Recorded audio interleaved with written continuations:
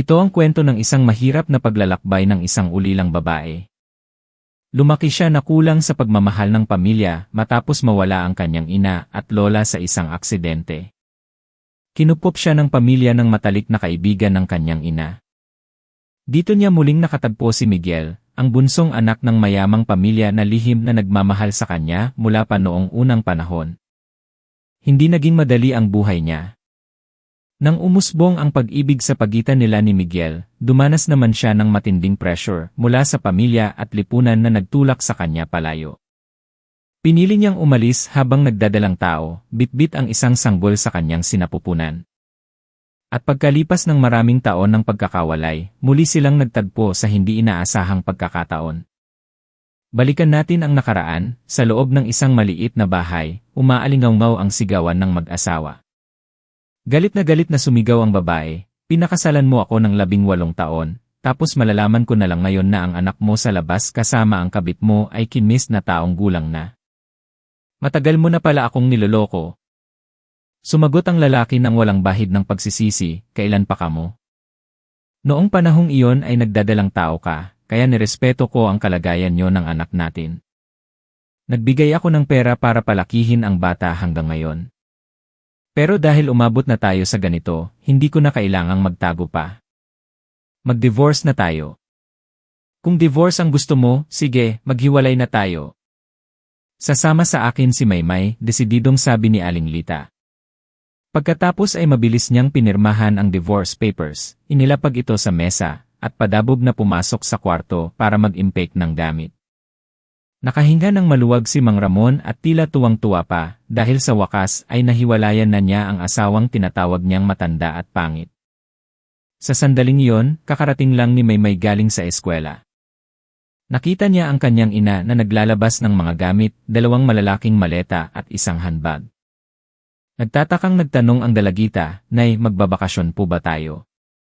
Ang mukha ng kanyang ina na kanina ay malamig, ngayon ay namumula na ang mga mata dahil sa pag-iyak.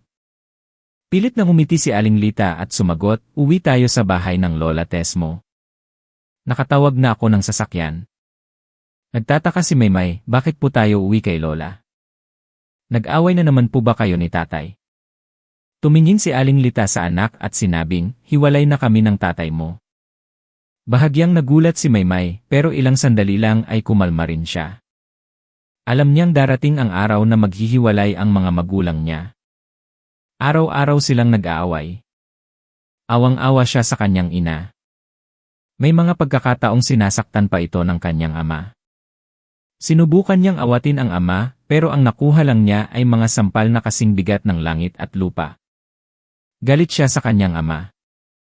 Kaya naisip niya, kung maghihiwalay sila at uwi na lang sila ni nanay sa bahay ni Lola, mas magiging masaya sila kaysa araw-araw na sinasaktan ng tatay niya. Pero ang bahay ng Lola niya ay hindi talaga nila pag-aari. Isa lamang itong maliit na paupahang bahay. Mahirap lang sila noon. Noong pinakasalan ng nanay niya ang tatay niya, may kaya pa ang pamilya nila.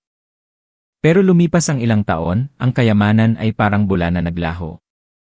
Dahil sa pagmamahal ng nanay niya, ibinigay nito ang lahat ng pera sa tatay niya para sa negosyo. Pero ngayon lang nila nalaman, ang lahat ng perang ibinigay ng nanay niya ay ginamit lang pala ng lalaking iyon para buhayin ang kabit at anak sa labas. Pilit na umiti si Maymay at niyaya ang ina, "Tara na po, Nay.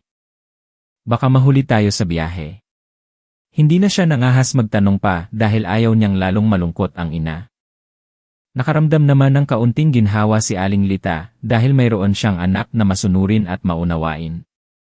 Binuhat ni Maymay ang isang maleta para tulungan ang ina at sabay silang nagpunta sa terminal ng bus. Ang bahay na uwian nila ay nasa isang liblib na lugar. Ang magiging bagong eskwelahan niya ay maliit din at luma. Sabi ng nanay niya, tatawagan nito mamaya ang guro para asikasuhin ang transfer dahil doon na sila titira at mag-aaral.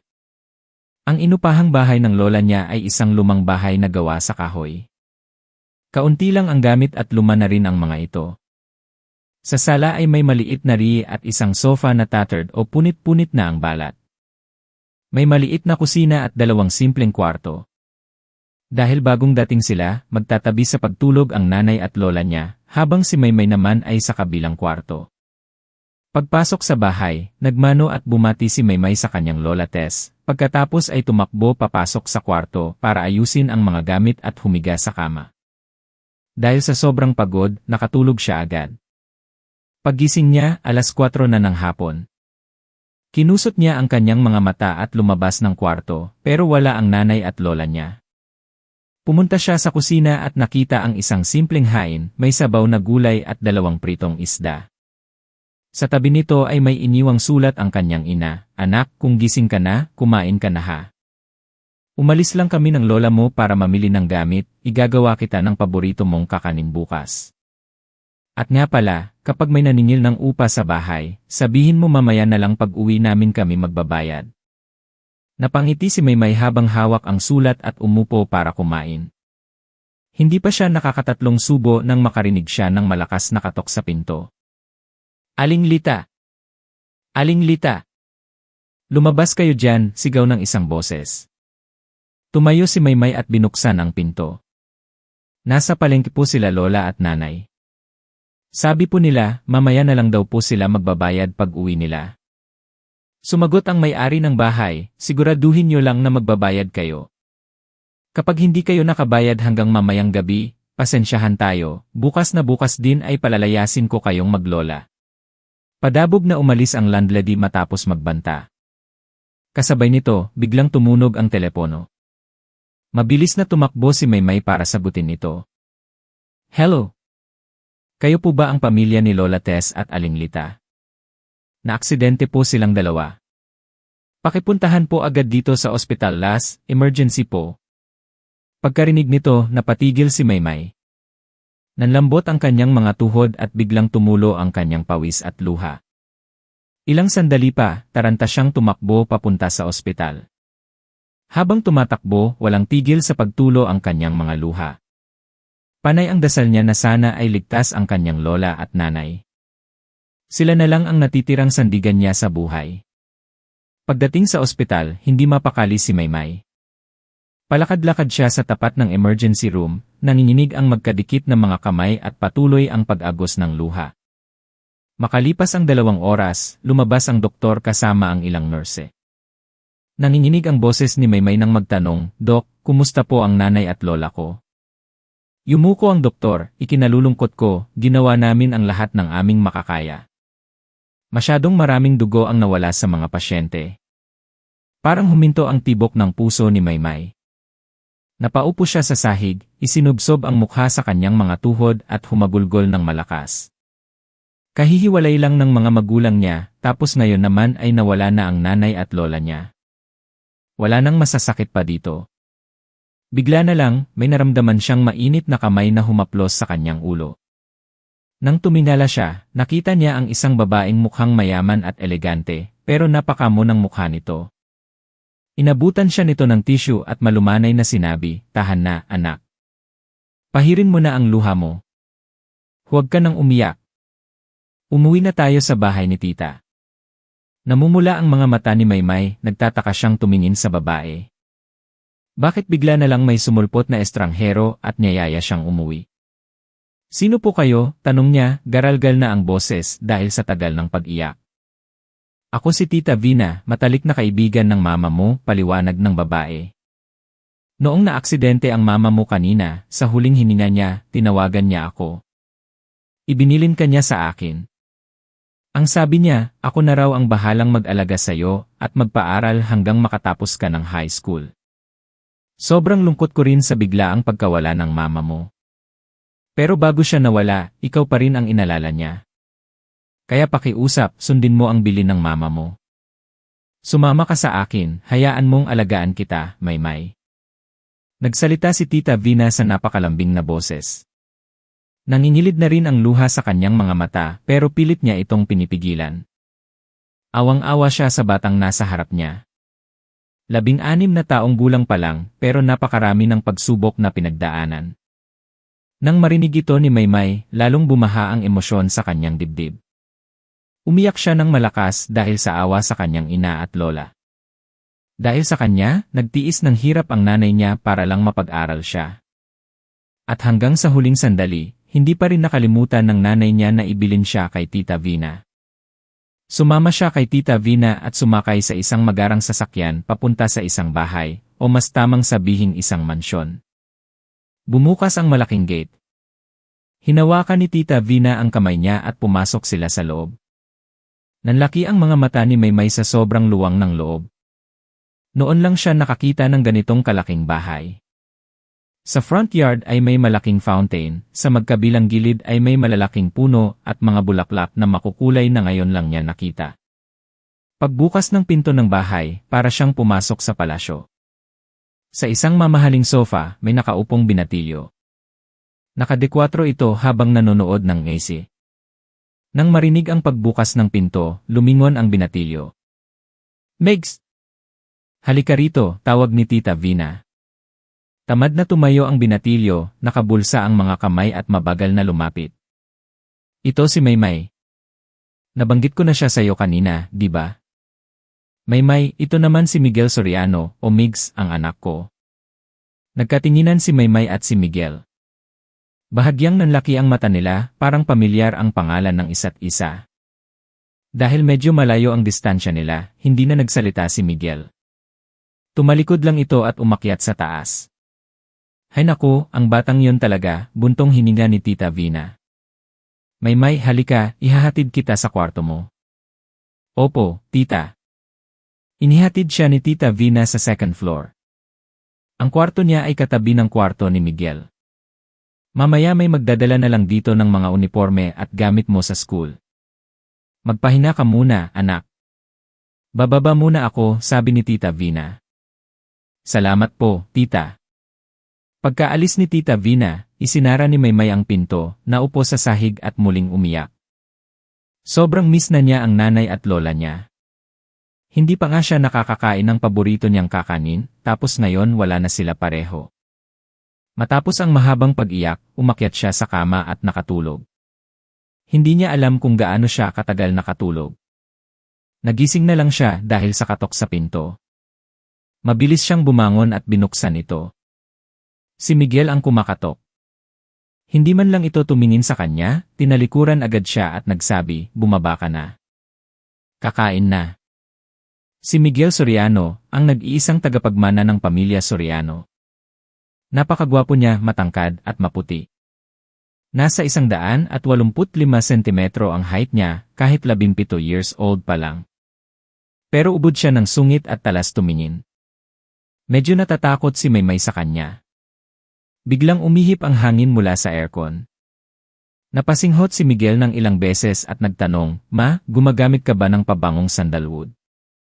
"Hindi, amoy rosas ang pabango ko," sagot ni Tita Vina. Pagkasabi noon, inamoy din ni Tita Vina ang hangin. Parang nanggagaling ang amoy kay Maymay, kaya nagtanong siya, "Maymay, gumagamit ka ba ng pabangong sandalwood?" "Po." "Hindi po." "Nakakapagtaka naman. Sigurado akong naamoy ko iyon mula sa iyo eh." "Opo, mula po nung ipinanganak ako, may natural na amoy sandalwood na po ako." "Ah, nga pala. Nakalimutan ko, yung mama mo rin dati may ganitong amoy." "Sige na, kumain ka na." Matapos kumain, magalang na nagpasalamat si Maymay at umakyat sa taas. Kumuha siya ng pantulog at pumasok sa banyo. Pagkalipas ng 15 minutes, tapos na siyang maligo. Medyo basa pa ang buhok niya, kaya pinupunasan niya ito ng tuwalya. Pagsabit niya ng tuwalya, nagulat siya nang makita si Miguel na nakaupo sa kama niya, ang dalawang kamay ay nakatukod sa likuran. Pagkakita sa kanya, nagsalita si Miguel, "Maymay, ang tagal kitang hinanap." Nanlaki ang mata ni Maymay, nakatitig kay Miguel na seryosong nakatingin sa kanya. Nagtanong siya, "Magkakilala po ba tayo?" Hindi sumagot si Miguel.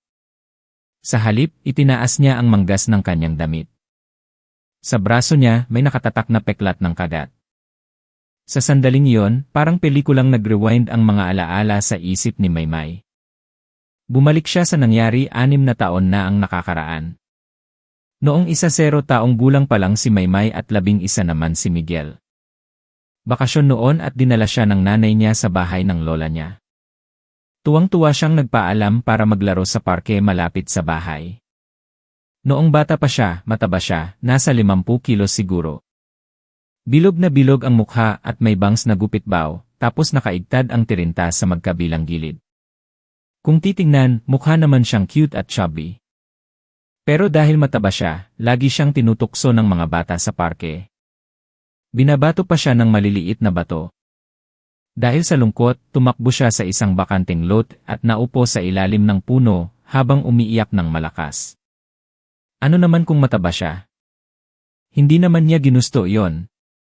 Tamang-tama naman, may lumapit sa kanyang isang batang lalaki na mukhang sakitin at payat. Tumabi ito sa kanya at nagsalita sa malumanay na boses, "Bakit ka umiiyak? Inaaway ka ba nila?" Hindi sumagot si Maymay, tumango lang siya ng mahina.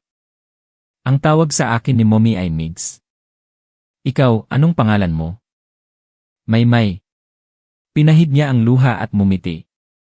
11 years old na ako. "Ikaw?" 0 years old. "Kung ganoon, tawagin mo akong kuya," sabi ni Miguel. "Kuya Migs." Nagkwentuhan ang dalawang bata na parang matagal na silang magkakilala. Nang gumagabi na, kailangan na nilang umuwi. "Uwi na ako, Maymay." "Balik ka ulit dito bukas ha, laro tayo," sabi ni Miguel. "Bukas kailangan ko na ring umuwi sa amin," malungkot na sagot ni Maymay, nakanguso ang mukha. "Ganoon ba?" Nalungkot din si Miguel, humina ang boses niya. Bigla niyang itinaas ang manggas ng damit niya at sinabing, "Kagatin mo ako dito, yung malakas." "Bakit ko gagawin yon?"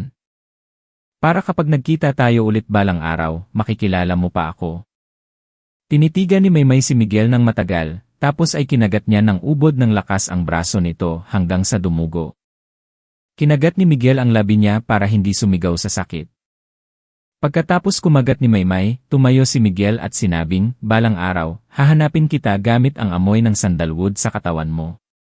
Pagkasabi noon, tumakbo na siya pauwi dahil kapag ginabi siya, papaluin na naman siya ng mommy niya. Bumalik sa kasalukuyan, nagulat si Maymay habang nakatingin sa peklat ng kagat. Hindi siya makapaniwala na ang taong nasa harap niya ay ang Kuya Migs niya noon. Kinabukasan, maagang gumising si Maymay. Naligo siya at nag-ayos ng sarili bilang paghahanda sa pagpasok sa eskwela. Huminto ang sasakyan sa tapat ng gate ng isang prestihiyosong eskwelahan. Pagkababa nila ng sasakyan, lahat ng mata ay nakatuon sa kanila. Inihatid siya ni Miguel sa opisina ng principal para alamin ang kanyang section. Pagkakita pa lang sa kanila, agad na napatayo si Principal Cruz at bumati, "Good morning, Sir Miguel." "Ano pong sadya nyo?" "Inihatid ko lang si Maymay para sa klase niya," sagot ni Miguel. "Siya si Maymay, di ba?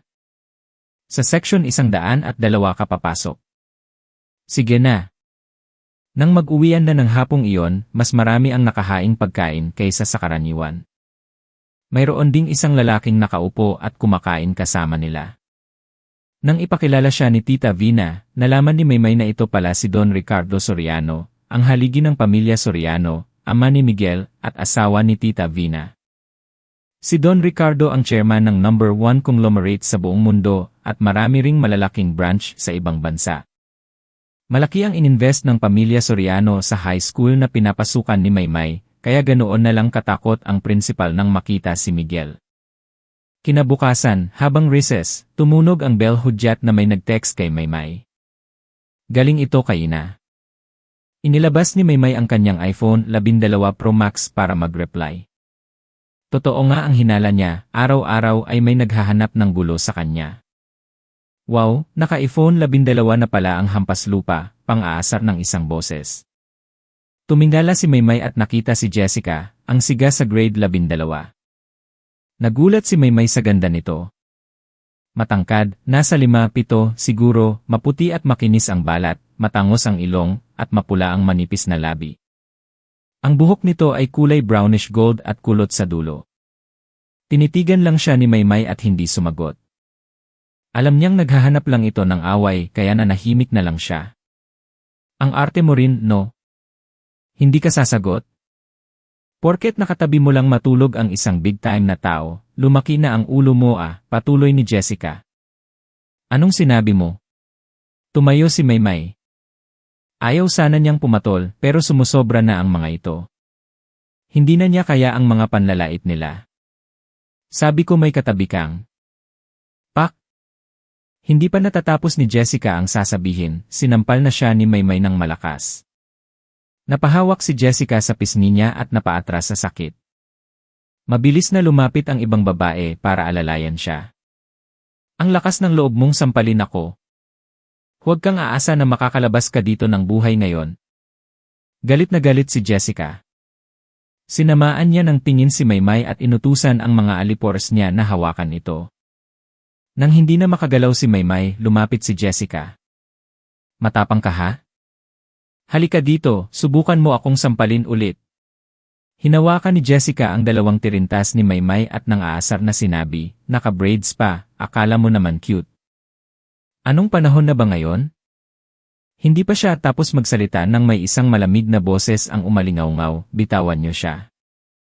Walang iba kundi si Miguel. Kumabog ng malakas ang dibdib ni Maymay. Sa tuwing kailangan niya ng tulong, lagi itong dumarating. Si Miguel ang unang lalaking laging tumatayo para protektahan siya. Ang mga babaeng nakahawak kay Maymay ay agad na bumitaw nang marinig ang boses ni Miguel at tumakbo sa likod ni Jessica. Migs, hindi totoo yan. Siya ang naunang nanakit sa akin. Tignan mo, may marka pa ng kamay niya sa pisngi ko sumbong ni Jessica habang umaarte na parang iyak at hawak ang pisngi. So, dapat ka pangang magpasalamat dahil si Maymay ang sumampal sa'yo at hindi ako, sagot ni Miguel. Pagkatapos ay lumapit siya kay Maymay at niyakap ito. Hinaplos-haplos niya ang ulo at ang makintab na buhok nito. Sinasabi ko sa inyo, huwag na huwag niyong gagalawin si Maymay. Kapag ginalaw niyo kahit isang hibla ng buhok niya, ihuhulog ko kayo mula 5th floor hanggang ground floor. Sa oras na yon, walang makakapigil sa akin, pagbabanta ni Miguel sa nakakatakot na tono. Biglang pumasok sa isip ng lahat ang insidente kung saan muntik nang ihulog ni Miguel ang isang estudyante mula sa 4th floor, kaya lahat sila ay namutla sa takot. Nagtakbuhan palabas ng classroom ang mga babae, kasama na si Jessica. Hinila naman ni Miguel si Maymay papunta sa kantin para kumain. Mukhang nahulog na ang loob ni Maymay kay Kuya Migs. Mula noong nagkita sila 6 na taon na ang nakararaan, noon lang ulit siya naging masaya. Noong nagkahiwalay sila, araw-araw niya itong naaalala at hinihiling na sana ay lumaki na siya agad para mahanap si Kuya Migs. Bumalik sa kasalukuyan, ang Kuya Migs niya noon ay lagi na siyang inaalagaan at pinoprotektahan ngayon. Salamat ha. Lagi ka nalang dumarating sa tamang oras kapag binubuli ako, sabi ni Maymay. Kumain ka na lang, sagot ni Miguel. Nang matapos ang klase, nagsinungaling si Maymay kay Tita Vina na pupunta siya sa library para magbasa, pero ang totoo ay pumunta siya sa isang mommy house para mag-part-time job. Mabait at maunawain ang may-ari ng tindahan. Bandang 6:00, nagpaalam na si Maymay para umuwi. Paglabas niya, nakita niya ang isang pamilyar na likod na nakatayo sa harap ng tindahan. Migs, tawag niya. Akala ko ba nasa library ka? Lumingon si Miguel, nakahalukip-kip at medyo galit ang tono, nandito ka para magtrabaho. Nauutal si Maymay bago aminin ang totoo. Bibigyan kita ng pera. Hindi ba dapat binibigyan ng asawa ng pera ang misis niya? Wala naman akong mapagagamitan, sabi ni Miguel. Bumilis ang tibok ng puso ni Maymay at namula ang mukha. Nauutal siyang sumagot, huwag mo nga akong lokohin. Ninisyan lang siya ni Miguel at hinila pa uwi. Umuwi na tayo para kumain. Kinabukasan, Linggo, may nadagdag na tao sa bahay. Si Manang Faye, ang tagapagluto ng pamilya Soriano sa loob ng ilang dekada. Galing siya sa probinsya at isang linggo ring nawala kaya ngayon lang nalaman ni Maymay ang tungkol sa kanya. Maagang gumising si Maymay para tulungan si Manang Faye at Tita Vina sa paghahanda ng almusal. Kahit asawa ng chairman si Tita Vina, napakabait nito at tumutulong pa sa kusina. Gusto sana ni Tita Vina na tumulong din sa opisina ni Don Ricardo, pero ayaw ng asawa niya.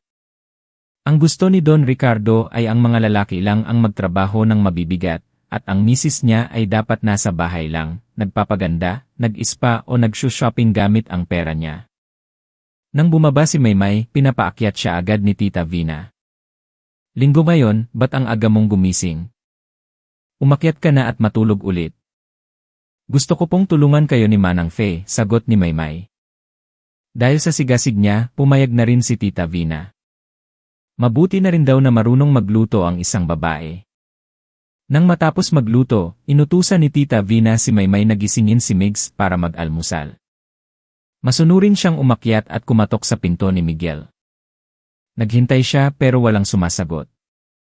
Kumatok siya ulit at bumulong, papasok na ako ha.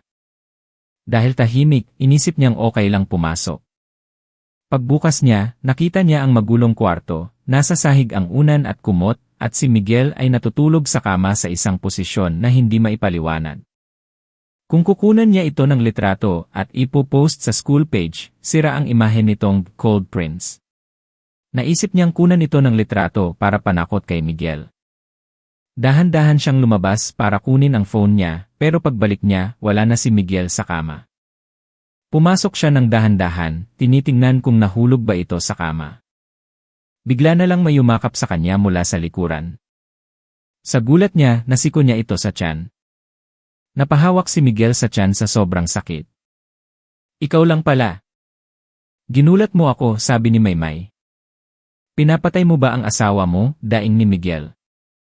Bumaba ka na, kakain na, namumula ang mukha at tenga ni Maymay habang mabilis ang tibok ng puso. Tumakbo siya palabas ng kwarto. Kung tatagal pa siya doon, baka tuluyan na siyang mahulog sa alindog ni Miguel. Pagkatapos mag-almusal, niyaya siya ni Miguel na lumabas kasama ang isang kaibigan. Migs, girlfriend mo? Tanong ng lalaki. Mabilis na sagot ni Miguel. Sino? Sinong girlfriend mo? Namumula si Maymay at hinampa sa balikat si Miguel. Hi, ako si Carlos, pakilala ng lalaki habang nakangiti at inaabot ang kamay para makipag-shake hands. Aabutin sana ni Maymay ang kamay nito, pero mabilis na hinawakan ni Miguel ang kamay ni Carlos at tinabig ito. Tumawa si Carlos at inasar ang kaibigan, wala namang agaw sa kanya, no? Si Carlos ay best friend ni Miguel. Gwapo rin, anak ng pamilya ko, 17 years old, matangkad, at laging masayahin. Galing siya sa States para tulungan ang ama sa negosyo at kakauwi lang. Kinabukasan sa school, lantaran na hinawakan ni Miguel ang kamay ni Maymay habang pumapasok. Sari-saring tingin ang ibinato sa kanila, may galit, may nandidiri, at may humahanga. Pagpasok sa classroom, umupo si Maymay sa pwesto niya. Ramdam niya ang mga matang nakatusok sa kanya. May bagong transfer student, si Gio, na natutulog sa mesa. Nagising siya sa ingay at kinalabit si Maymay. Maymay, humarap ka dito. Bakit? May kailangan ka? Tanong ni Maymay. Kayo ba ni Miguel Soriano? Itnan, umiti lang si Maymay. Tinitigan siya ni Gio. May lungkot sa mga mata nito pero agad ding napalitan ng ngiti. Sa totoo lang, mula nang makita niya si Maymay, bumilis na ang tibok ng puso niya. Espesyal ang babaeng ito, maganda kahit walang makeup, at mabango ang amoy, hindi amoy kemikal na pabango. Gusto na sana ni Gio si Maymay sa unang tingin pa lang, pero dahil may boyfriend na pala ito, hindi na siya mamimilit. Makikipagkaibigan na lang siya. Ganon ba? Pwede ba tayong maging magkaibigan? Naman. Kung may kailangan ka, sabihin mo lang, baka matulungan kita, masayang sagot ni Maymay at bumalik sa pag-aaral. Lumipas ang panahon at dumating ang final exams ng second semester. Subsob si Maymay sa pag-aaral, lalo na sa chemistry na pinakaayaw niya. Habang stress na stress siya sa kakaaral, si Miguel ay nakahiga lang sa kama sa kwarto ni Maymay, naglalaro ng phone. Hindi ka ba mag-aaral? Hindi ka ba natatakot na bumagsak? Tanong ni Maymay. Huwag kang mag-alala, hinding-hindi ako babagsak, kumpiyansang sagot ni Miguel. Napairap na lang si Maymay. Sa bagay, nakasabit sa dingding ni Miguel ang mga gold medals sa math, physics, chemistry, at trophy sa basketball. Ipinanganak na itong matalino at gwapo. Sana all, isip ni Maymay. Dahil sa pagod, nakatulog si Maymay sa ibabaw ng mga libro. Nakita ito ni Miguel, kaya binuhat niya ang dalaga at inihiga sa kama. Hinalikan niya ito sa noo at bumulong, "Good night." Pero imbes na bumalik sa kwarto niya, tumabi siya kay Maymay at natulog din. Kinaumagahan, nagising si Maymay na mabigat ang pakiramdam ng tiyan. Akala niya binabangungot siya, yun pala ay nadaganan siya ng binti ni Miguel, at ang braso nito ang unan niya. Una, nagulat siya at tiningnan ang sarili. Maayos naman ang damit niya. Pangalawa, kinuha niya ang unan at ibinato sa mukha ni Miguel sabay sigaw, "Miguel Soriano! Lumabas ka!" Nagising si Miguel, tamad na umupo at kinusot ang mata. "Anong nangyari, misis ko? Ang aga-aga, ang ingay mo." "Anong misis? Bakit hindi ka umuwi sa kwarto mo kagabi? Ba't dito ka natulog? Ano ka ba, nakita kitang nakatulog sa mesa kagabi. Naawa ako kaya binuhat kita sa kama. Aalis na sana ako pero hinawakan mo ang kamay ko at sinabing huwag kang umalis, Migs. Buti na lang matino ako kaya niyakap lang kita," pagsisinungaling ni Miguel nang hindi kumukurap. Namula si Maymay at hinampas si Miguel sa balikat. "Huwag ka ngang mag-imbento. Hinding-hindi ko sasabihin yon. Ang manyak mo." Tumawa lang si Miguel. Binato ulit siya ni Maymay ng unan pero nakailag siya at mabilis na lumabas ng kwarto. Kinahapunan, naligo si Maymay at nagsuot ng pambahay para bumaba at kumain.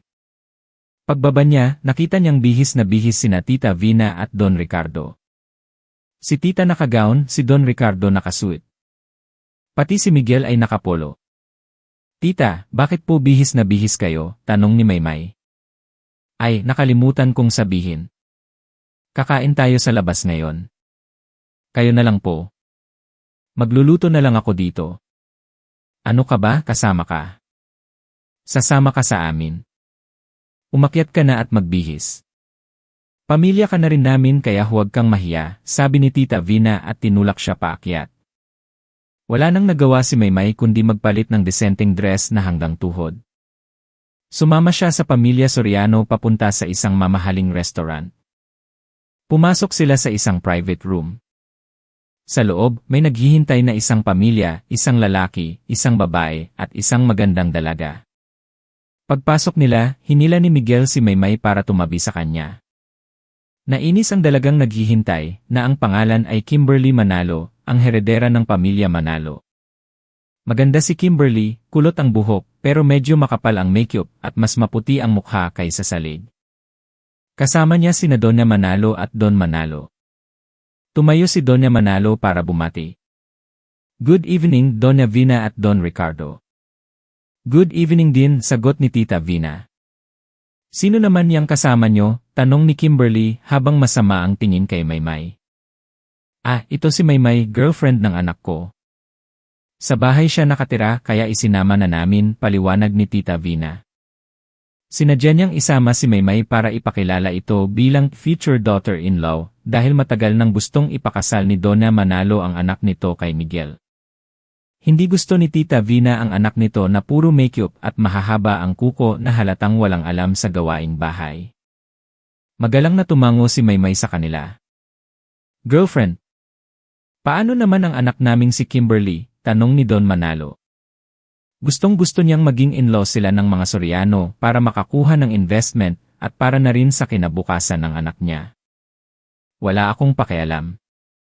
Si Maymay lang ang papakasalan ko," sabi ni Miguel habang mahigpit na hawak ang kamay ni Maymay.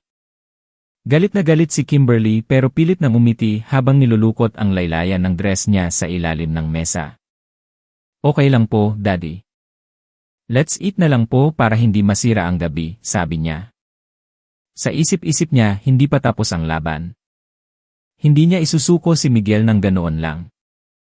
Tahimik ang lahat habang kumakain.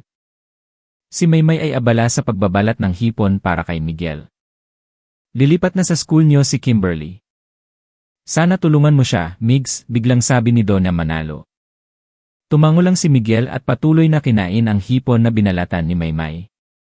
Kinabukasan sa school, naghahanda ng umuwi si Maymay nang lapitan siya ng class monitor. "Maymay, cleaners ka ngayon kasama nung ibang girls." "Sige, alam ko," sagot ni Maymay.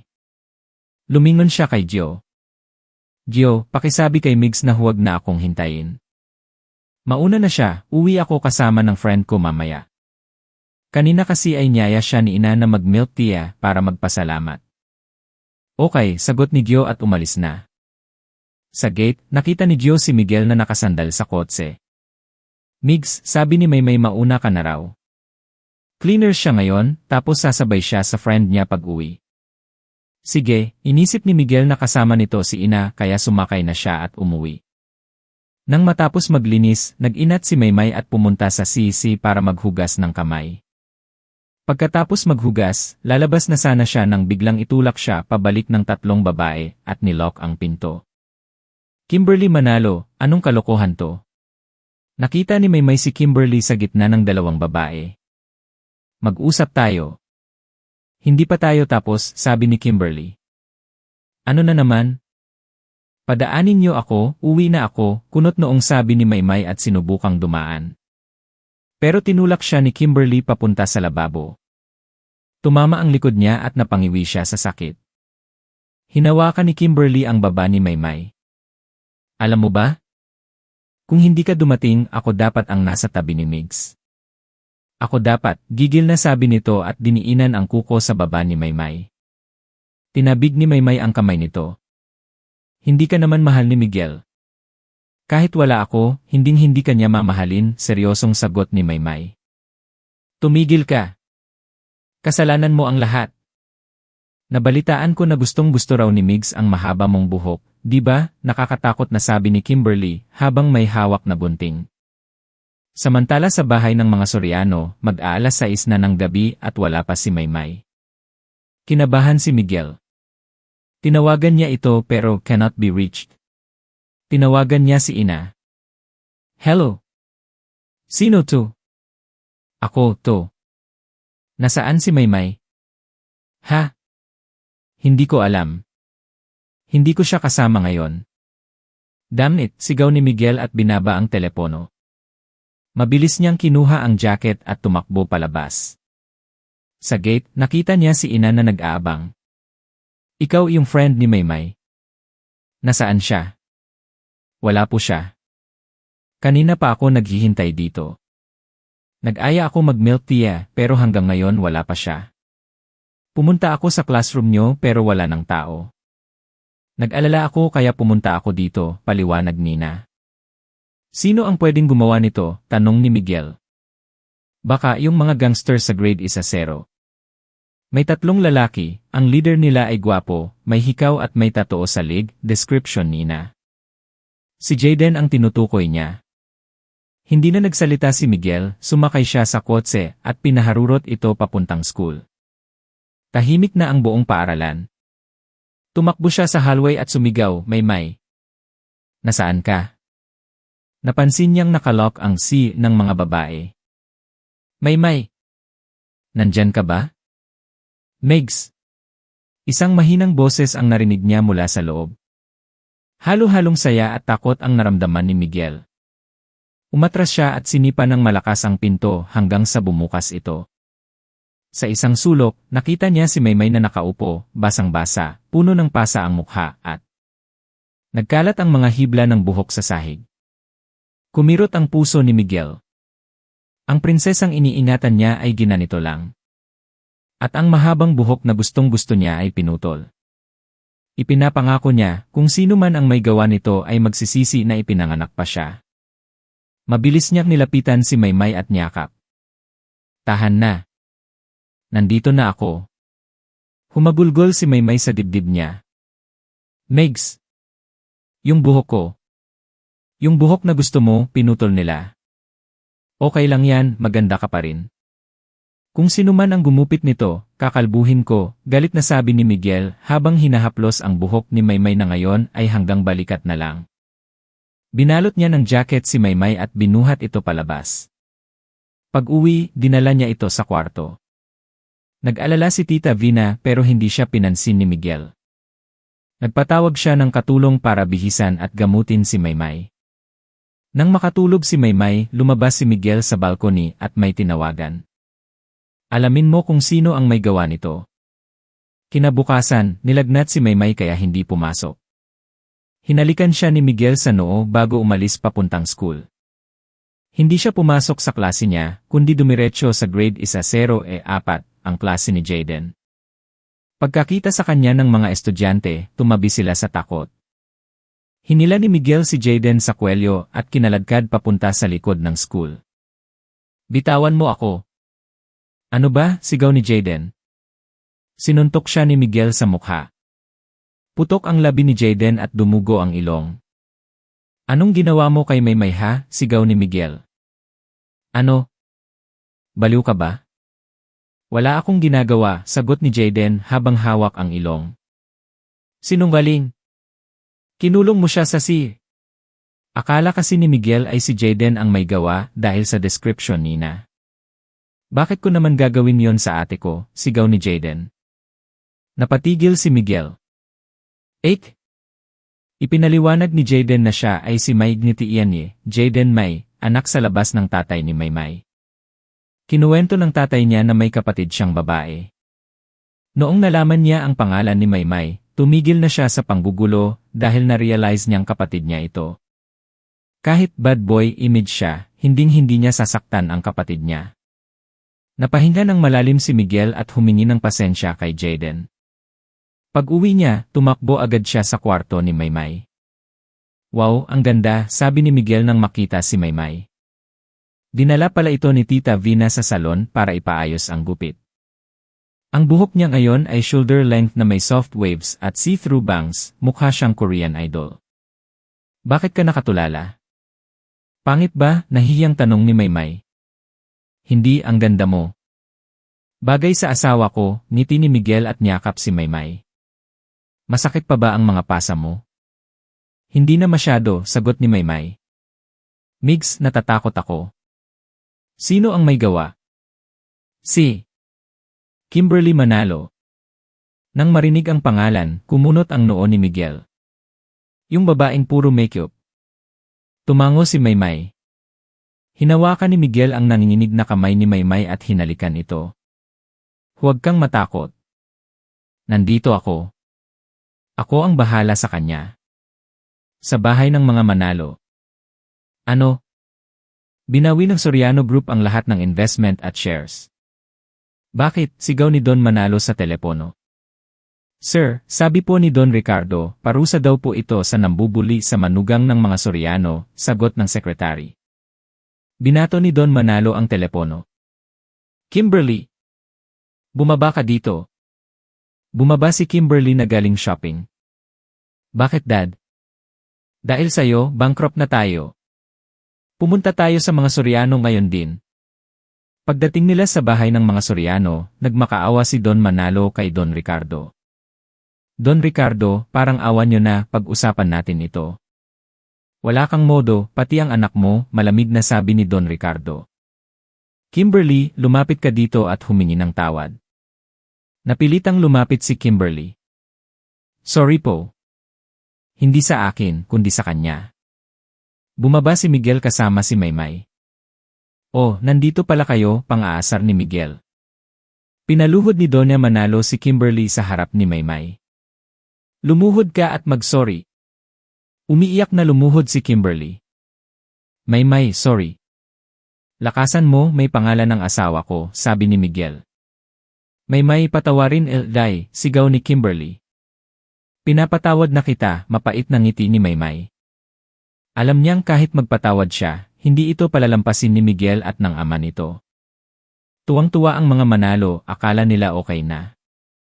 "Napatawad na siya, Don Ricardo. Pwede na bang ibalik ang investment?" "Napatawad na siya ng manugang ko pero hindi ko siya mapapatawad. Kaya tuloy pa rin ang pull-out ng investment," sabi ni Don Ricardo. "Guards, ilabas niyo sila."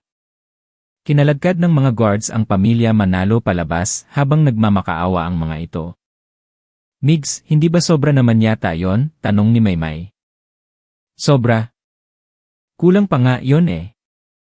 "Buti hindi ko siya kinalbo," sagot ni Miguel at pinitik ang noo ni Maymay. Bisperas ng bagong taon, New Year's Eve. Magkakaroon ng party sa bahay ng mga Soriano. Ipinakilala ni Tita Vina si Maymay sa mga bisita. "Hello, Donna Vina. Ngayon lang tayo nagkita ulit," sabi ng isang pamilyar na boses. Nanigas si Maymay. Ang boses na yon. Boses ng tatay niya, si Mang Ramon. Ang taong nagtakwil sa kanila. Maymay? Ikaw ba yan, anak? Diyos ko, 2 taon kitang hinanap, drama ni Mang Ramon nang makita si Maymay. Nandidiri si Maymay sa kaplastikan ng ama. Nagpaalam siya kay Tita Vina na lalabas muna para magpahangin. Pumunta siya sa garden at umupo sa swing. Anong iniisip mo? Tanong ng isang boses. Si Jaden. Wala, sagot ni Maymay. Umupo si Jaden sa tabi niya. Galit ka ba sa akin dahil anak ako sa labas? Hindi. Wala ka namang kasalanan, sagot ni Maymay. Galit siya sa tatay niya at sa kabit nito, pero walang kinalaman si Jaden doon. Dumating si Miguel at nilagyan ng jacket si Maymay. Pumasok na tayo, malamig dito. Pagpasok nila, maraming bisita. Kuya Migs. Kanina pa kita hinahanap. Isang babaeng naka-fishtail gown ang yumakap sa braso ni Miguel. Si Trixie, Antuan, 15 years old, anak ng pamilya Cruz na family friend nila. Bratty at spoiled brat. Tinulak siya ni Miguel. Anong ginagawa mo? Bitaw nga. Tita Vina, sabi niyo ipapakasal niyo ako kay Kuya Migs, nawa ni Trixie. May asawa na si Migs, sagot ni Tita Vina. Waa. Ayoko. Akin lang si Kuya Migs. Nagtantrum si Trixie, nagpagulong-gulong sa sahig. Dumating ang mga magulang niya at pilit siyang inuwi. Hindi ako uwi. Akin si Kuya Migs, sigaw niya habang kinakaladkad palabas. Hay naku, spoiled brat, bulong ng mga bisita. Kinabukasan, January 4. Maagang nagising si Maymay para tumulong sa paglilinis. Nagising din sina Don Ricardo at Miguel. Habang kumakain sila ng masarap na almusal na luto ni Maymay, may nag-doorbell. Pagbukas ni Maymay, nakita niya si Trixie na may dalang 2 maleta. Anong ginagawa mo dito? Tanong ni Maymay. Tinulak siya ni Trixie at pumasok. Tita Vina, Tito Ricardo. Dito muna ako titira ng ilang araw ha. Wala kasi sina mommy at daddy, takot ako mag-isa. Wala silang nagawa kundi papasukin ito dahil tumawag din ang nanay ni Trixie. Doon ako sa kwarto sa tabi ni Kuya Migs. Lumipat ka ng kwarto, utos ni Trixie kay Maymay. Hindi pwede, sabi ni Don Ricardo. Sa tabi lang naman eh. Sige na po, pagmamaktol ni Trixie. Sige, Maymay, lumipat ka na, sabi ni Miguel. Nasaktan si Maymay. Pinaalis siya ni Miguel para sa babaeng to. Hindi pa ako tapos, dagdag ni Miguel. Dahil gusto niya sa kwarto na yon, sa akin na matutulog si Maymay. Sa kwarto ko. Namutla si Trixie. Hindi pwede. Hindi. Hinila ni Miguel si Maymay paakyat, iniwang nakanganga at galit na galit si Trixie. Sina Tita Vina at Don Ricardo naman ay nag-appear sa tuwa. Tanghalian na pero wala pa si Trixie. Inutusan ni Tita Vina si Maymay na tawagin ito. Pagpasok ni Maymay sa kwarto, nagulat siya. Wasak ang lahat ng gamit. Basag ang mga vase, nagkalat ang mga unan. Sino nang may sabing pumasok ka? Layas, sigaw ni Trixie, sabog ang buhok at kalat ang makeup. Anong ginawa mo sa kwarto? Tanong ni Maymay. Wala kang pakialam. Ikaw ang may kasalanan nito. Kumuha si Trixie ng basag na vase at ibinato kay Maymay. Buti na lang nakailag si Maymay, tumama ito sa pader. Narinig ng lahat ang kalabog at umakyat sila. Anong nangyayari dito? Lumayo kayo. Kapag lumapit kayo, tatalon ako sa balcony, banta ni Trixie habang nakatayo sa railings ng balcony. Trixie, huminahon ka, sigaw ni Tita Vina. Tatalon lang ako kapag hindi hiniwalayan ni Kuya Migs ang babaeng yan, sigaw ni Trixie sabay turo kay Maymay. Migs, tulungan mo, baka tumalon, bulong ni Maymay. Lumapit si Miguel kay Trixie. Tuwang-tuwa si Trixie at akala niya yayakapin siya ni Miguel. Ibinuka niya ang mga braso niya. Pero hinawakan lang ni Miguel ang braso niya at hinila pababa, sabay bitaw. Blag! Sumubsob ang mukha ni Trixie sa sahig. Ang sakit! Agad na dumating ang mga tauhan ng pamilya Cruz at binitbit si Trixie pauwi. Pasensya na po sa abala. Sa wakas, tahimik na ulit ang bahay. Kinagabihan, New Year's Eve, nanood sila ng fireworks sa garden. Gusto mo bang umuwi sa inyo? Tanong ni Miguel. Wala naman akong uwian, malungkot na sagot ni Maymay. Huwag kang malungkot. Nandito ako, nandito kami. Ito ang tahanan mo, sabi ni Miguel at hinalikan ang buhok ni Maymay. Umiyak si Maymay sa saya. Ito ang pamilyang matagal na niyang pinapangarap. Ilang buwan ang lumipas. Umuwi galing States si Lolo Eduardo, ang ama ni Don Ricardo. Masungit ito at ayaw umuwi ng Pilipinas noon dahil nandun ang alaala ng asawa niya. Pero nang makita niya si Maymay, natigilan siya. Anong pangalan mo? Maymay po. Sino ang lola mo? Si Lola Tespo. Diep Antay. Nanlaki ang mata ni Lolo Eduardo. Si Thay? Nasaan siya? Wala na po siya. Napaiyak si Lolo Eduardo. Ang lola pala ni Maymay ang matalik na kaibigan at tumulong sa kanya noong nagsisimula pa lang siya na matagal na niyang hinahanap. Simula noon, tinuring niyang tunay na apo si Maymay. Binigyan niya ito ng isang maliit na kahoy na kahon. Buksan mo lang ito kapag gipit na gipit ka na. Huwag mong iwawala, bilin ni Lolo Eduardo. Lumipas ang panahon, Agosto na at pasukan na naman. Isang araw, hinarang si Maymay at ina ng grupo ng mga gangsters sa school na pinamumunuan ni Rocco. Gusto lang naman naming makipagkilala, sabi ni Rocco habang naninigarilyo at lumalapit kay Maymay. Takot na takot si Maymay. Bawal manigarilyo dito. Bubugahan sana siya ng usok ni Rocco nang biglang may tumabig sa kamay nito. Anong ginagawa niyo sa ate ko? Sigaw ng isang pamilyar na boses. Si Jaden. Namutla si Rocco nang makita si Jaden. At mo? Subukan niyo siyang galawin, papatayin ko kayo, banta ni Jaden. Nagsorry si Rocco at tumakbo kasama ang mga alipors niya. Ligtas na naman si Maymay. Isang araw, nasa si Maymay nang pumasok si Trixie. Naka-uniform na rin ito. Maymay, tawag ni Trixie. Mag-usap tayo. Anong pag-uusapan natin? Layuan mo na si Kuya Migs, sabi ni Trixie.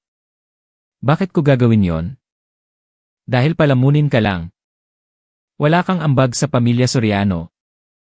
Nakikitira ka lang, nakikikain, nakikiaral. Pati damit mo, sila ang bumibili. Hindi ka ba nahihiya? Pabigat ka lang kay Kuya Migs. Alam mo ba nung nakaraan, na-miss niya ang importanteng meeting dahil sa'yo? Hindi ka nababagay sa kanya. Ang kapal ng mukha mo. Iniwan ni Trixie si Maymay na tulala sa siray. Tama si Trixie. Palamunin lang siya. Pabigat. Wala siyang kwenta. Umiyak si Maymay at naramdaman niyang hindi siya karapat-dapat kay Miguel. Sa buong oras ng klase, hindi makapag-focus si Maymay. Paulit-ulit na umaalinganggaw sa isip niya ang mga sinabi ni Trixie. Maymay, mag-focus ka, saway sa kanya ng guro na nagpabalik sa kanya sa kasalukuyan.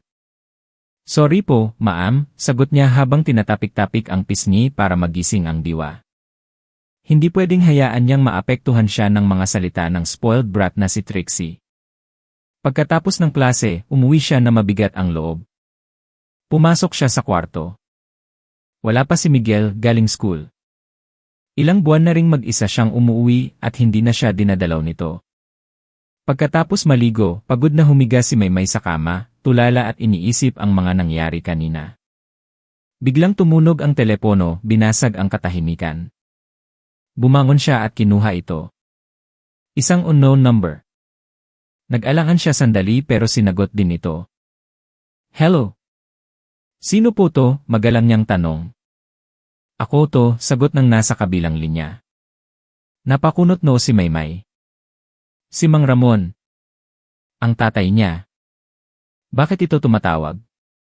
Sa loob ng ilang taon, ni isang tawag o pangungumusta ay wala siyang natanggap. Anong kailangan nyo? Walang hiya kang bata ka. Ako ang tatay mo, tapos kung tawagin mo ako, kayo lang, sigaw ni Mang Ramon sa telepono. Bakit? Hindi nyo naman ako tinatawag na anak, ah. Dahil hindi nyo naman ako itinuturing na anak, di ba? Ganoon din ako. Hindi ko kayo itinuturing na ama, malamig na sagot ni Maymay at tumawa ng mapakla. Abat sumasagot ka pa ha? Halatang galit na galit si Mang Ramon. Ibababa ko na to. Teka lang. May sasabihin ako sa'yo, pigil ni Mang Ramon. Bilisan nyo, busy ako. Umuwi ka na dito sa pamilya Mariano. Baka mamaya kumalat ang chismis na may anak akong babae na nakikitira at nagpapalamunin lang sa mga Soriano. Tignan mo nga naman, nakakahiya sa akin. Tumawag lang kayo para sabihin yan. Hindi ako anak ng mga Mariano. Kaya huwag kayong mag-alala. Akala mo ba gustong-gusto kitang pauwiin? Sinasabi ko sa'yo, umuwi ka na. Huwag mo nang ipahiya ang pamilya Mariano. Aalis ako sa bahay ng mga Soriano, pero kahit mamatay ako, hinding-hindi ako uwi sa inyo. Kayo at ang babae mo, pareho kayong mga walang hiya, sigaw ni Maymay sa telepono at ibinaba ito. Kusa na lang tumulo ang mga luha niya. Isang araw lang, pero napakaraming masasamang bagay ang nangyari sa kanya. Palamunin. Hindi ka karapat-dapat. Huwag mong ipahiya ang pamilya. Pagod na humiga si Maymay at nakatulog. Nawala ang lahat ng bigat sa dibdib niya sa pagtulog. Nang magising siya, 5:00 na ng hapon. Naghilamos siya at bumaba. Pagbaba niya sa hagdan, nakita niyang nasa dining table na sina Lolo Eduardo, Tita Vina, Don Ricardo, at si Miguel. Gising ka na pala, anak. Halika, sabayan mo kaming kumain, masayang tawag ni Tita Vina. Ngumiti ng tipid si Maymay at tumabi kay Miguel. Napansin ni Miguel na mapula ang mga mata niya. Umiyak ka ba? Hindi ah. Naghilamos kasi ako ng madiin kaya namula, pagsisinungaling niya. Ah, akala ko nabuli ka na naman. Sa susunod na linggo na ang birthday ni Migs. Saan natin ay celebrate, Dad? Tanong ni Tita Vina kay Lolo Eduardo. Dito na lang sa bahay. Mahirap bumiyahe sa malayo, sagot ng lolo. Sige, dito na lang sa bahay. Okay lang ba, Migs? Kahit ano po, okay lang, sagot ni Miguel. 19 years old na siya, kaya hindi na siya masyadong interesado sa mga birthday party. Kung meron, okay. Kung wala, okay lang din. Biglang naalala ni Tita Vina, ay muntik ko nang makalimutan. July 29 ang birthday mo, di ba? Ang birthday naman ni Maymay ay November 2, ibig sabihin ay tapos na at 18 years old na siya ngayon. Mabilis lumipas ang panahon. Birthday na ni Miguel. Ito na ang huling pagkakataon na mabibigyan niya ito ng regalo. Isang espesyal na regalo. 8:00 ng gabi sa bahay ng mga Soriano. Naghanda ng maraming masasarap na pagkain si Maymay kasama sina Tita Vina at Manang Faye. Siya mismo ang gumawa ng malaking birthday cake para kay Miguel. Salamat sa inyong lahat, masayang tinanggap ni Miguel ang mga regalo. O, uminom ka ng alak kasama ni Lolo, aya ni Lolo Eduardo at binuksan ang isang bote ng mamahaling alak. Ilang sandali pa, mukhang tinamaan na ng alak si Miguel. Namumula na ang mukha niya.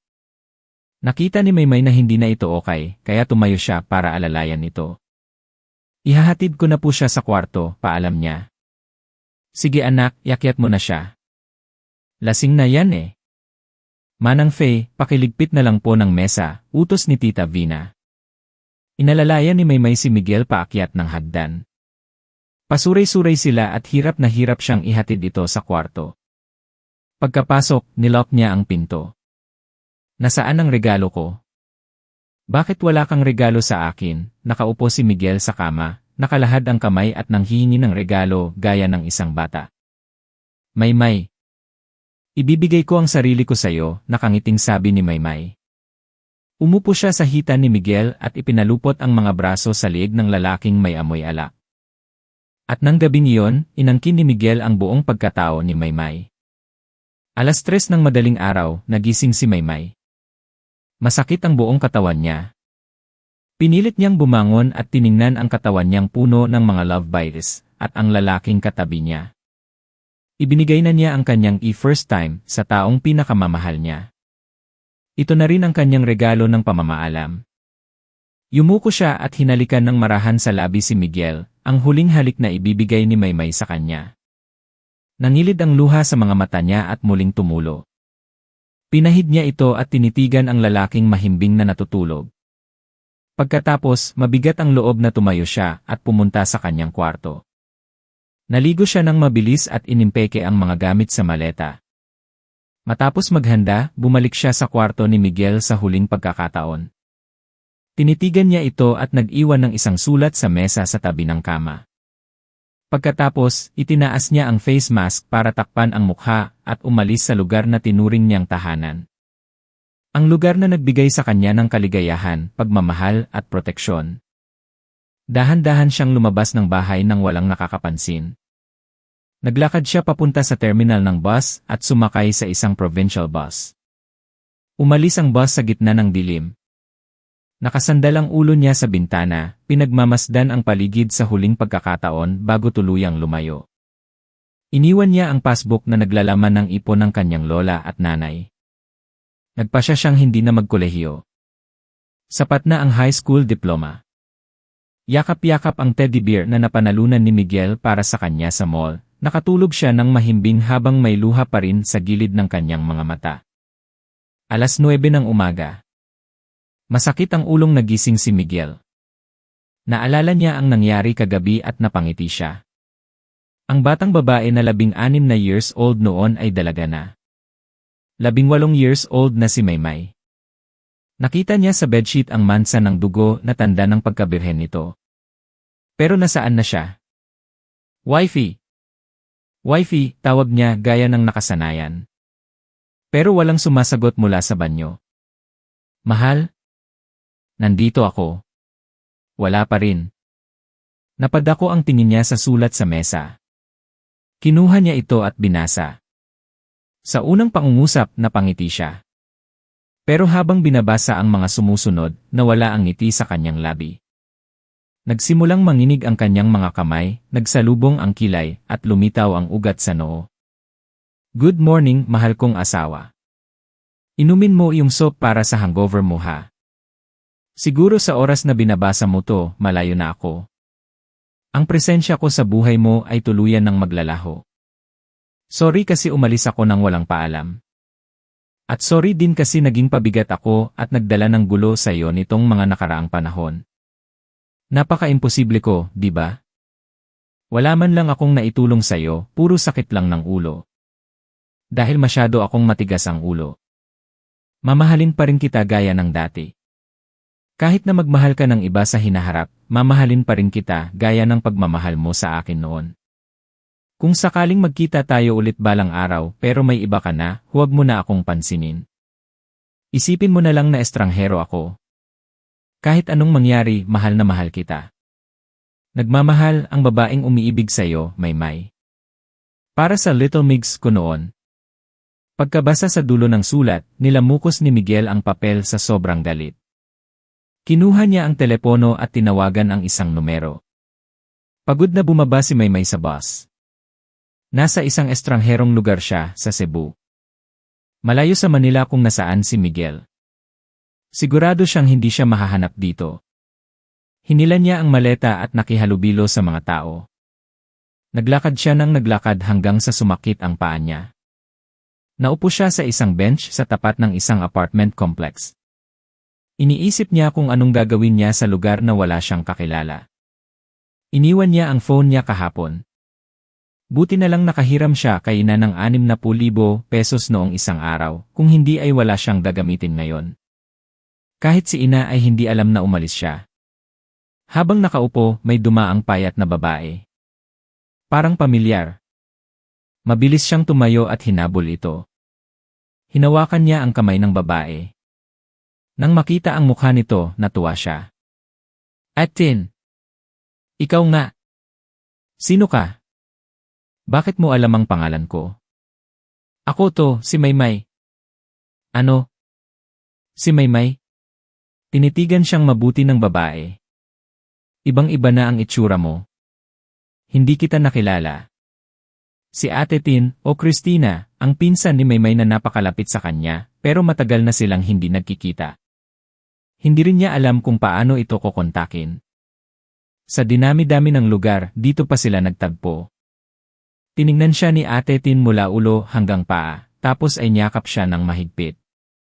Saan ka ba galing? Ilang taon kitang tinatawagan pero hindi ka sumasagot.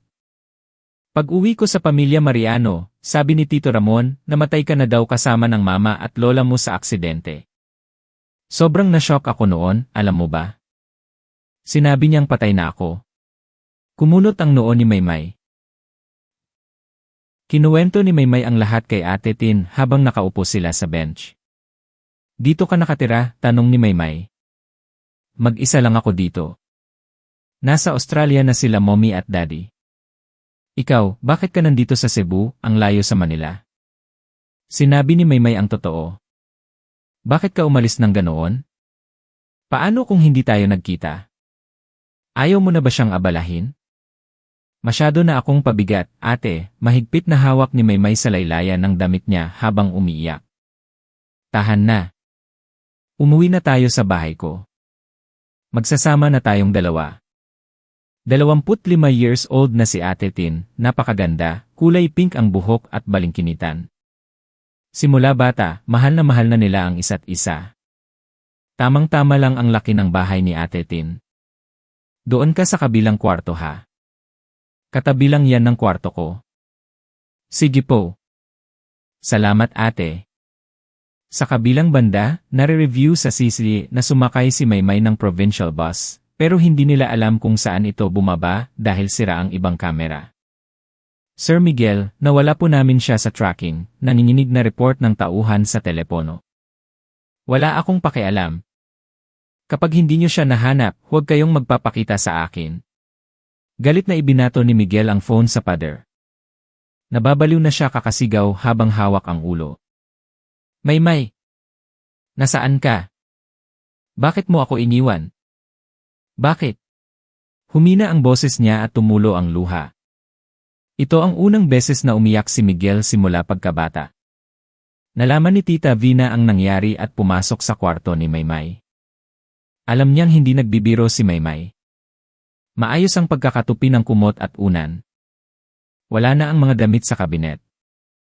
Tanging ang mga branded na damit na binili niya na may tagpa ang naiwan.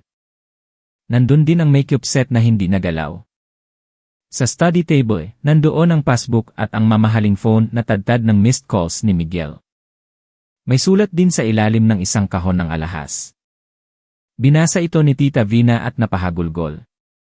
Dear Tita Vina, ang pangalawa kong ina. Salamat po sa pagmamahal at pag-aalaga. Hindi niyo hinayaang may manakit sa akin. Napakabuti niyo po. Pero ilang taon na wala pa akong nagagawa para sa inyo. Napakawalang kwenta ko po, di ba? Mamimiss ko po kayo. Mahal na mahal ko po kayo, Mama. Umiyak ng malakas si Tita Vina. Ang manugang na mahal niya ay umalis ng walang paalam. Nakatulog si Maymay sa sahig ng bago niyang kwarto sa sobrang pagod. Ginising siya ni Ate Tin. Maymay, gising. Samahan mo ako sa supermarket, mag-hotpot tayo. Sige, hilamos lang ako. Paglabas nila ng gate, nakita nila na nagkalat ang mga flyers sa daan. Pinulot ito ni Maymay at nanigas siya sa kinatatayuan. Mukha niya ang nasa flyer. Attention, sinumang makahanap sa babaeng nasa litrato, tumawag sa numerong ito. Gantimpala, 20 milyong piso. Kasabay nito, may narinig silang ingay ng helicopter sa di kalayuan. May malakas na boses mula sa speaker, Maymay. Kung naririnig il-eke, umuwi ali-ane. Nagwawala ginay sa live Miguel. Kapag hindi ari namin nahanap ngayong araw, patay kami. Maymay, sumagot ile. Natakot si Maymay nang makitang papalapit ang helicopter. Hinila niya si Ate Tin pabalik sa loob ng bahay. Sigurado siyang ginagawa ito ni Miguel sa lahat ng syudad. Ngayon, kilala na siya ng buong mundo. Hindi magiging tahimik ang buhay niya. I-surrender kaya kita sa kanila. May 20 milyon agad ako, yayaman na ako, biro ni Ate Tin. Ate naman eh. Ibebenta mo ba ako, masamang tingin ni Maymay. Biro lang. Dito ka na lang sa loob. Ako na lang ang bibili. Delikado sa labas. 9:00 ng gabi sa isang sikat na bar sa Manila. Mainay ang tugtog, nagsasayaw ang mga tao. Sa isang sulok, umiinom si Miguel mag-isa. Malungkot ang mga mata niya. Waiter! Isa pa, sigaw niya, lasing na. Sir Miguel, 5 bote niyo na po yan, paalala ng waiter. Pakialamero ka. Layas! Kumuha ka ng alak, sigaw niya. Takot na tumakbo ang waiter. Isang babaeng sexy, blonde, at naka-crop top ang tumabi sa kanya. Amoy kemikal ang pabango nito kaya napakunot noo si Miguel. Naalala niya ang amoy sandalwood ni Maymay.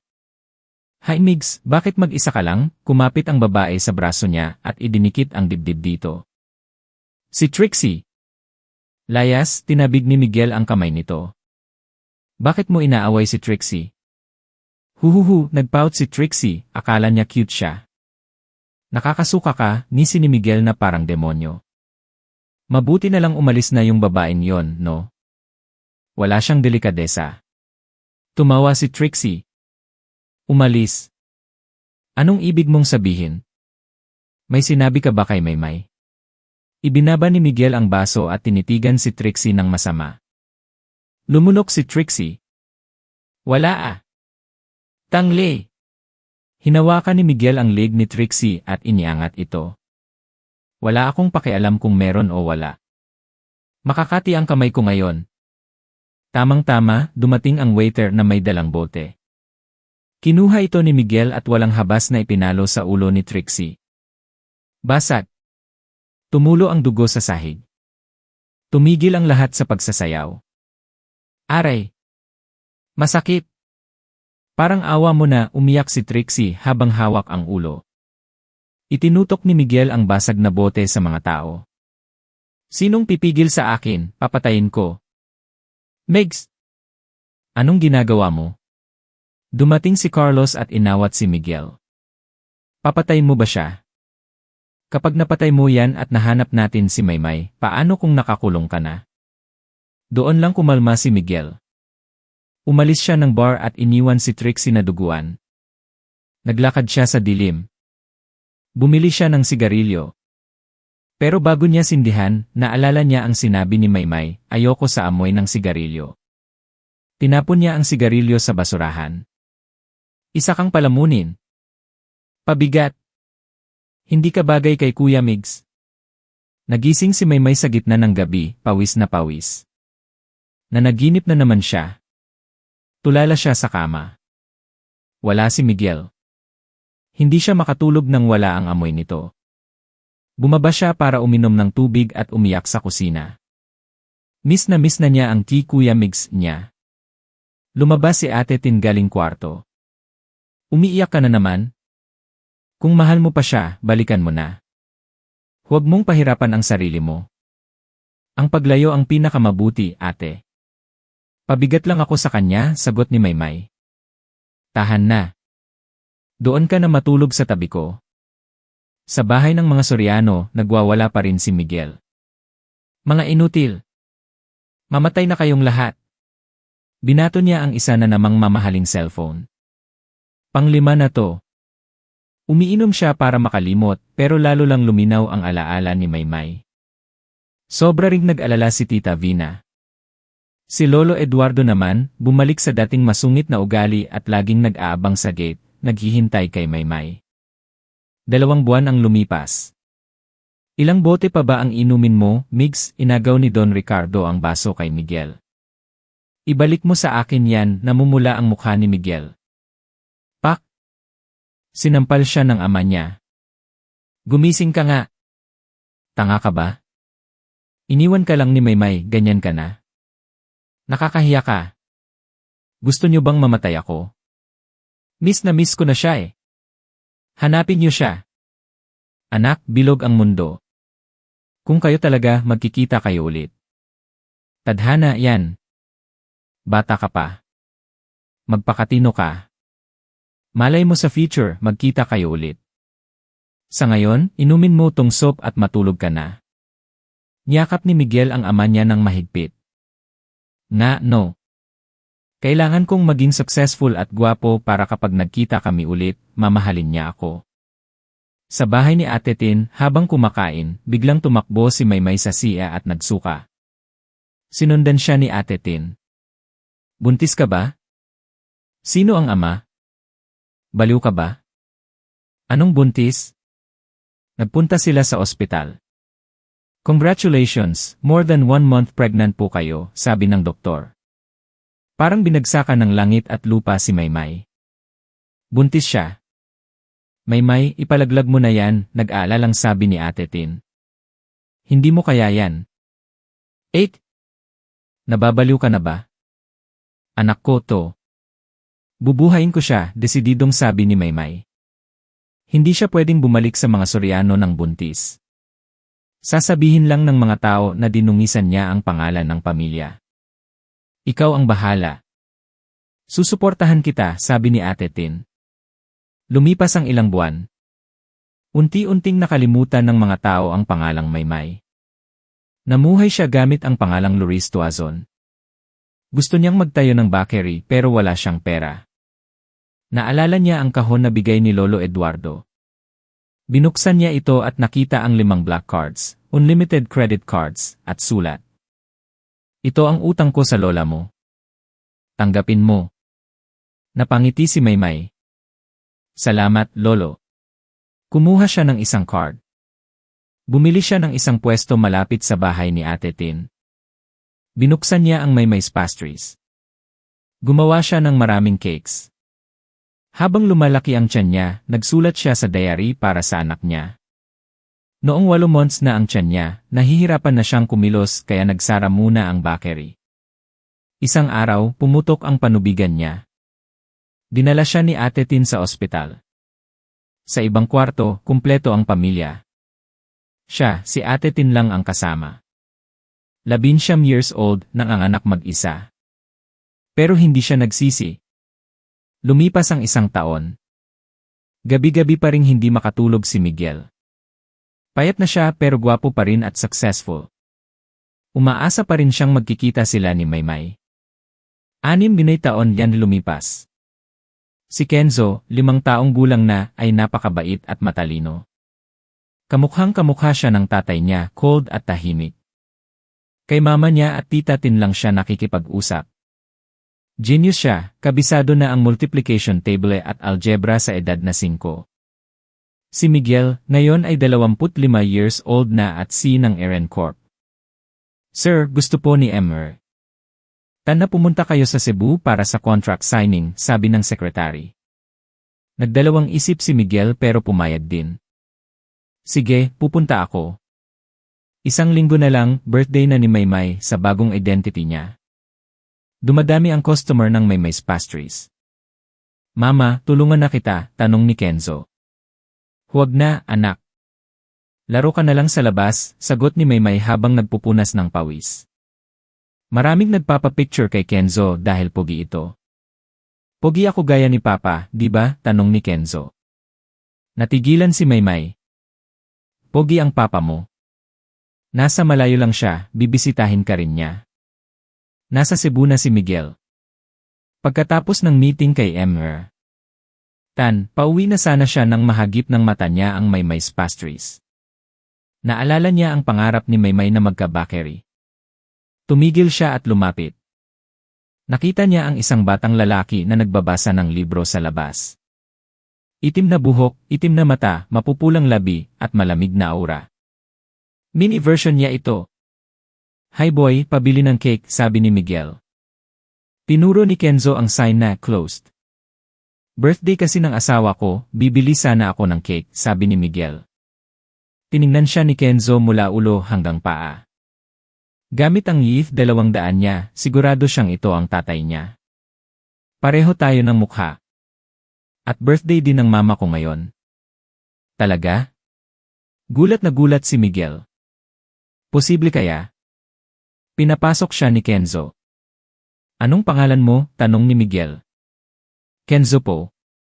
Soriano Kenzo, sabi ng mama ko. Napaiyak si Miguel at niyakap ang bata. Anak ko. Tamang-tama, dumating si Maymay galing palengke. Baby, nandito na si mama. Mama, nandito si papa, turo ni Kenzo sa sofa. Nakita ni Maymay si Miguel.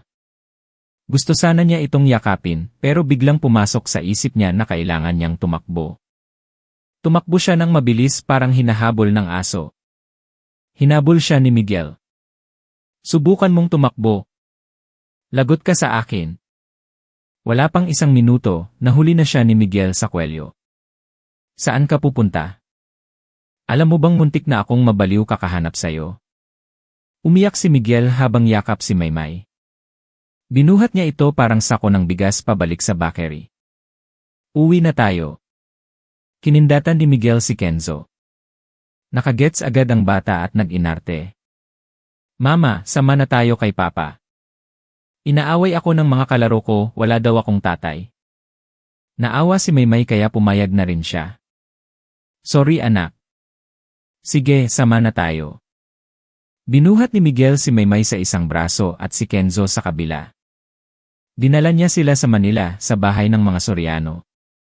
Pagdating sa bahay, sinalubong sila ni Manang Faye. Sir, sino yan? Ako na ang bahala kay Kenzo, Manang, sabi ni Miguel at iniakyat si Maymay sa kwarto. Nilok niya ang pinto at inihagis si Maymay sa kama. Anong gagawin mo? Takot na tanong ni Maymay. Hinila siya ni Miguel at pinalo sa puwetan. Pak! Para yan sa pagtakas mo. Pak! Para yan sa pag-iwan mo sa akin. Umiyak si Maymay. Aray! Masakit! Sorry na. Niyakap siya ni Miguel. Sorry din. Kasalanan ko to. Hindi kita naprotektahan noon. Sa baba, nakita ni Manang Faye si Kenzo. Kamukhang kamukha ni Sir Miguel. Tumawag siya kay Tita Vina. Ma'am. Si Sir Miguel nag-uwi ng babae at may anak pa. Galit na umuwi si Tita Vina. Walang hiya. Sino ang nagtaksil kay Maymay ko? Pag-akyat niya sa kwarto, nakita niya si Kenzo. Lola, tawag ng bata. Natunaw ang galit ni Tita Vina. Ang cute naman ng batang to. Apo ko ba to? Opo, anak namin ni Migs, sabi ng isang pamilyar na boses. Lumingon si Tita Vina at nakita si Maymay na naka-apron. Nagluluto na kasi siya sa kusina nung bumaba si Tita Vina. Note, script logic says, she was in kitchen. Maymay. Ikaw ba yan? Niyakap ni Tita Vina si Maymay. Akala ko hindi ka nababalik. Dinala ni Maymay si Kenzo kay Lolo Eduardo. Lolo, ito po ang apo niyo sa tuhod, si Kenzo. Masayang masaya si Lolo Eduardo. Binuhat niya si Kenzo kahit mahina na siya. Nagkaroon ng salo-salo. Kumpleto ang pamilya. Ito ang pangarap ni Maymay. February 20. Kasal nina Miguel at Maymay. Nasa simbahan silang lahat. Umiiyak sa tuwa si Tita Vina. Pagkatapos ng "You May Kiss the Bride", tumingin si Maymay sa isang sulok.